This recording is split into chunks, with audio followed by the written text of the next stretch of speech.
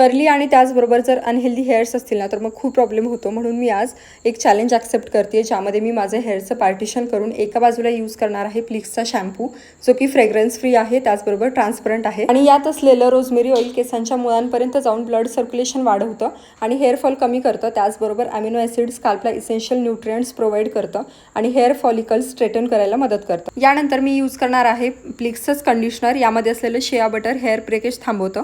त्याचबरोबर plant keratin जे आहे तर हेअर शायनियर करायला मदत करतं आणि त्याचबरोबर इलास्टिसिटी वाढवतं. आता दुसऱ्या बाजूला मी यूज करते माझा रेग्युलर शॅम्पू, जो की हेअरसाठी खूप हार्मफुल आहे, कारण त्याच्यामध्ये खूप सारे केमिकल्स आणि सल्फेट आहे. सो प्लिक्सच्या शॅम्पूमुळे ना 94% हेअरफॉल कमी होतो आणि त्याचबरोबर दुसरी बाजू सुद्धा तुम्ही बघू शकता.